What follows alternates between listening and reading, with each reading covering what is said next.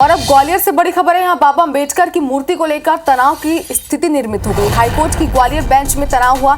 मौके पर भारी पुलिस बल तैनात है। मूर्ति लगाने के पक्ष में वकीलों का एक पक्ष है और मूर्ति लगाने का दूसरा पक्ष विरोध कर रहा है।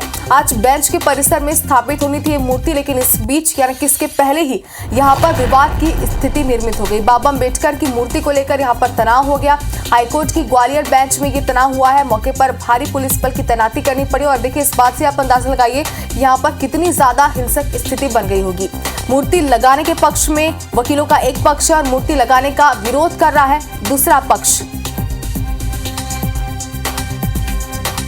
और ज्यादा जानकारी के लिए हमारे सहयोगी नासिर गौरी हमारे साथ फोनलाइन पर जुड़ चुके हैं। नासिर, दो पक्ष है, एक मूर्ति लगाने के पक्ष में है, दूसरा मूर्ति लगाने के विरोध में है। बताइए क्या ये पूरा मामला था, फिलहाल क्या स्थिति बनी हुई है? देखिए हाईकोर्ट की जो ग्वालियर बेंच है वहाँ पर बाबा साहब अम्बेडकर की जो मूर्ति है उसको लगाने को लेकर एक प्रस्ताव पारित हुआ था और प्रस्ताव के बाद मूर्ति लगाई जा रही थी, लेकिन जो वकील है बार एसोसिएशन के उसमें दो पक्षों में बंट गए हैं। एक पक्ष चाहता है कि मूर्ति लगाई जाए और दूसरा पक्ष चाहता है कि नहीं लगाई जाए। इसको लेकर लगातार एक महीने से विवाद की स्थिति है बनी हुई थी, लेकिन आज जब मूर्ति को स्थापना करने के लिए मूर्ति आई और उसको क्रेन लगाने के लिए आई तो उसके बाद से विवाद घेरा गया है। भारी तनाव की स्थिति है। लगभग 4 थानों का पुलिस बल है वो यहाँ पर तैनात किया गया है। प्रिंसिपल रजिस्ट्रार है वो बैठकर इस मसले को सुलझाने की जो कोशिश है वो कर रहे हैं, लेकिन फिलहाल देखा जाए तो इस हंगामे के बीच में जो रूट है पूरा उसको रोक दिया गया है। पक्षकार है और काफी परेशान होना पड़ रहा है उनको, क्योंकि उनको अभी कोर्ट के अंदर एंट्री नहीं दी जा रही है और कोर्ट में हजारों की संख्या में जो वकील है एक पक्ष है दूसरे पक्ष से, उसके साथ ही जो बुद्धिस्ट लोग हैं वो भी यहाँ पर जमा हो गए हैं।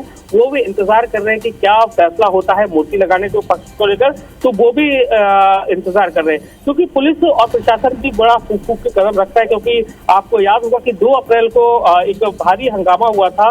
एक उसमें ग्वालियर चंबल संभाग में 2 अप्रैल को जो SC उपद्रव हुआ था उसमें 7 लोगों की जान चली गई थी।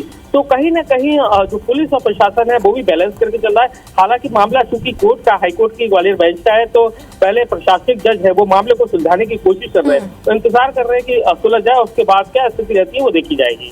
अब बिल्कुल नासिर, तो देखिए मामले को किस तरह के सुलझाया जाता है इसे लेकर अपडेट जरूर आपसे लेंगे। फिलहाल आपने बताया कि स्थिति वहां पर शांत पूरी तरीके से नहीं हुई है, समझाने की कोशिश यहाँ पर जारी है। बहुत शुक्रिया पूरी जानकारी के लिए।